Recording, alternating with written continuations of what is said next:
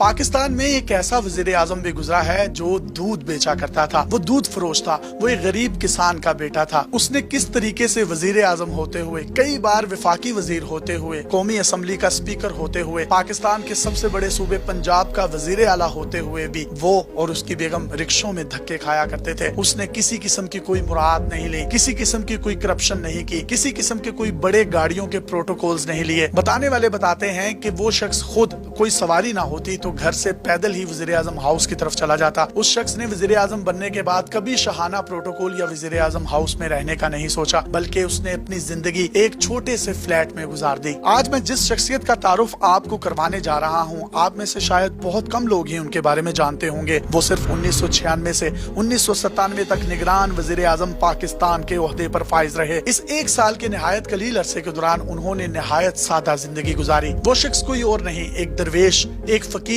एक मलंग और एक ईमानदार आदमी, साबिक वजीर आजम पाकिस्तान मलिक मिराज खालिद है। 20 सितंबर 1916 को लाहौर के एक गांव में पैदा होने वाले मलिक मिराज खालिद 4 बहन भाइयों में सबसे छोटे थे। उन्हें पढ़ने लिखने का बेहद शौक था, मगर गांव में कोई स्कूल ना होने के सबब उन्हें तकरीबन 2 मील तक घर से पैदल स्कूल के लिए जाना पड़ता था। मिडिल के इम्तिहानात में इम्तियाजी नंबरों से पास होने के बाद वो लाहौर आ गए। यहाँ आकर उन्होंने उस वक्त के number 1 school central model school में दाखिला ले लिया, जो आज भी लाहौर में वाक़या है। मलिक मिराज खालिद का गांव शहर से 13 किलोमीटर दूर था। गुर्बत की वजह से तालीम जारी रखना मलिक मिराज खालिद के लिए मुश्किल हो रहा था, लेकिन उन्होंने हिम्मत न हारी और तहैया कर लिया था कि वो गांव से शहर तक जरूर जाएंगे और अपनी तालीमी शुगल को जारी रखेंगे। जेब में 1 टका एक फूटी कोड़ी नहीं थी, लिहाजा उन्होंने दूध बेचने का फैसला किया। गाँव से दूध लेते और शहर में जाकर बेचते। इस तरह अपनी तालीम का खर्चा उन्होंने खुद उठाया और पाकिस्तान के चंद पहले सेल्फ मेड्स में से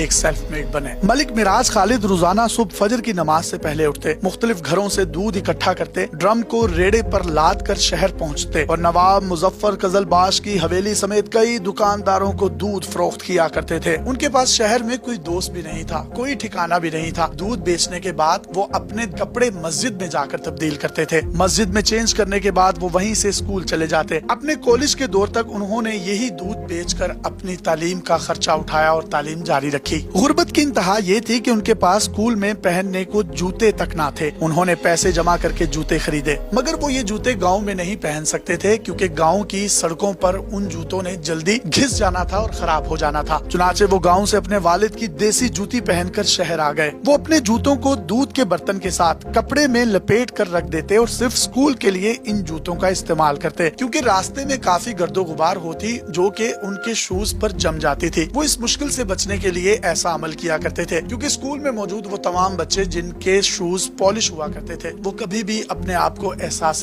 कमतरी का शिकार नहीं महसूस होना देना चाहते थे और ना ही दोस्तों पर ये आया होना चाहते थे कि वो एक गरीब घर से आए हैं। सेंट्रल मॉडल स्कूल के बहुत से लोग मलिक मिराज खालिद साहब से मुतल्लिक इंकशाफ करते हुए बताते हैं कि हम में से बहुत से लोग जब ब्रेक के वक्त में खाना खाते थे तो मलिक मिराज खालिद टूटी को मुंह लगाते और पेट भर के पानी पी लेते थे, क्योंकि उनके पास पैसे नहीं थे। और जब भी कोई दोस्त उनको खाने की ऑफर करता तो वो कह देते थे कि मैंने अभी तो रिसेस टाइम में खाना खाया है, मैं बिल्कुल फुल हूँ, आप लोग खाएं। सन 1935 में उन्होंने मैट्रिक में नुमाया नंबरों से कामयाबी हासिल की और Islamia college railway road Lahore में दाखिला ले लिया। अब हालात थोड़े बदलने लगे और उन्होंने साइकिल से उतरकर रेड़े का इंतखाब किया। वो रेड़े पर गांव में दूध लाते और उसको रेड़ा चलाते हुए शहर तक लाते और उसके बाद उसको नवाब मुजफ्फर कजलबाश की हवेली समेत मुख्तलिफ उमरा के घरों में दूध खुद ढोया करते थे। इस काम में कभी उन्हें शर्मिंदगी महसूस न हुई। इसी दौरान उन्होंने ग्रेजुएशन की और BA ऑनर कर लिया। BA ऑनर करने वाले मलिक मिराज अपने इलाके के वाहिद ग्रेजुएट थे। मुआशी दबाव के तहत BA ऑनर के बाद उन्होंने बाटापुर कंपनी में क्लर्क की नौकरी शुरू कर दी, चूँकि उनका मकसद लॉ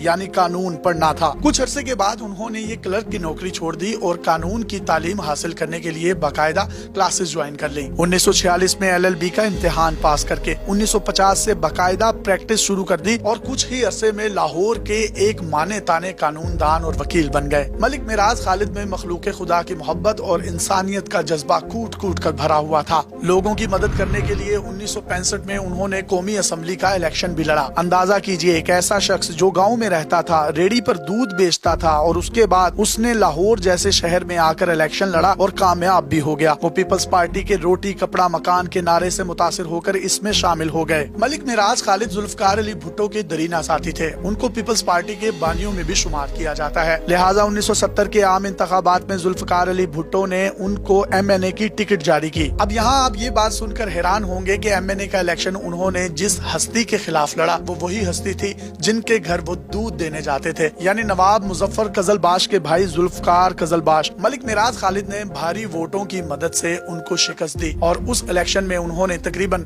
90,000 کے قریب ووٹ لیے تھے۔ اسمبلی میں پہنچنے کے بعد ان کو وزیر خوراک کا قلمدان دیا گیا، لیکن انہوں نے اس دوران بھی کسی بھی قسم کا کوئی پروٹوکول لینے سے انکار کر دیا۔ بات یہاں ختم نہیں ہوتی۔ 1972 میں پاکستان کا سب سے بڑا صوبہ پنجاب، اس کے وہ وزیر اعلیٰ منتخب ہوئے، تب بھی انہوں نے پروٹوکول لینے سے انکار کر دیا۔ اس دوران ان کی بیوی ایک سکول ٹیچر تھی اور لوگ ان سے پوچھا کرتے تھے کہ آپ کے ہسبینڈ تو وزیر اعلیٰ پنجاب ہیں، کیا آپ اس نوکری کو جاری رکھیں گی؟ جس پر ان کی بیوی جو کہ ایک درویش صفت عورت تھی کہنے لگی کہ یہ جو میری نوکری ہے اسکول کی یہ تو مستقل ہے، جبکہ جو معراج خالد صاحب کی نوکری ہے وہ بڑی عارضی ہے، یہ چلی جائے گی، میں کیوں اپنی نوکری چھوڑوں؟ ہم نے حکومتوں سے کچھ نہیں لینا، ہم اپنا گزر بسر یوں ہی کریں گے اور اللہ تعالیٰ ہمیں جیسی حق حلال کی روٹی دے گا ہم وہ کھائیں گے۔ 1972 میں جب وہ وزیر اعلیٰ پنجاب منتخب ہوئے تو اس پورے عرصے میں وہ رکشے میں سفر کیا کرتے تھے، کسی قسم کا کوئی پروٹوکول نہیں لیتے تھے، کوئی سیکیورٹی نہیں لیتے تھے۔ وہ عام عوام، لوئر مڈل کلاس اور ان لوگوں کی ترجمانی کرنا ان کو اچھا لگتا تھا جو کہ ان جیسے سیلف میڈ تھے۔ کہنے والے کہتے ہیں کہ وہ اکثر چائے کے ہوٹلوں پر پائے جاتے تھے۔ جب وہ پنجاب کے وزیر اعلیٰ تھے تو گورنمنٹ کالج لاہور میں ایک تقریب میں مہمان خصوصی کی حیثیت سے جانا تھا۔ ہال روڈ پر ہی ان کی رہائش تھی جہاں پر وہ ایک چھوٹے سے کمرے میں مقیم تھے۔ ان کا ڈرائیور گاڑی کہیں لے گیا تھا، جب ڈرائیور دیر تک واپس نہ آیا تو وہ ریگل چونک سے ایک رکشے پر سوار ہوئے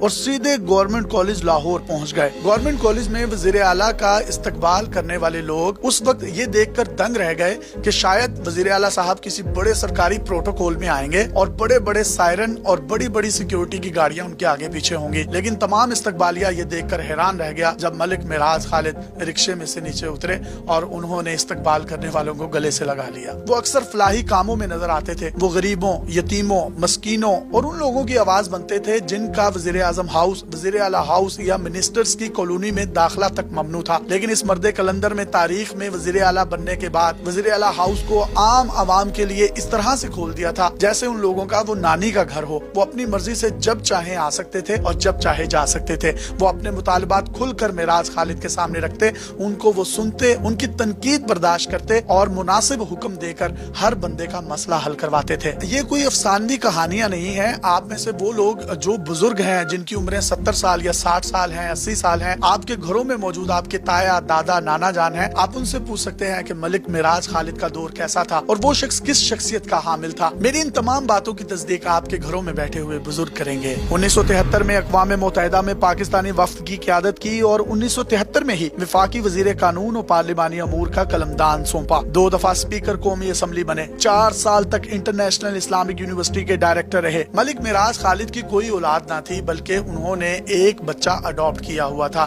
جس کی انہوں نے ساری زندگی پرورش کی۔ یہ عظیم شخصیت 13 جون 2023 کو اپنے خالق حقیقی سے جا ملا۔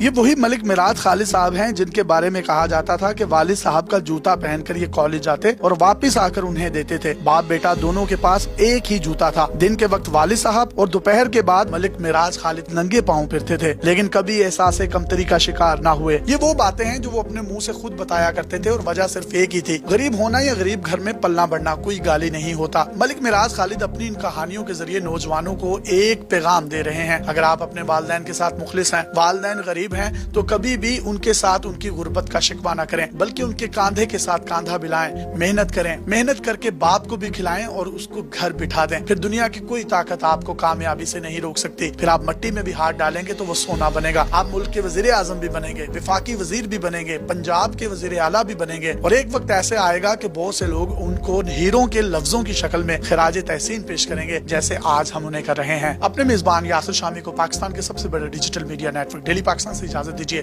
اور دیکھتے رہیے ڈیلی پاکستان۔ اللہ حافظ۔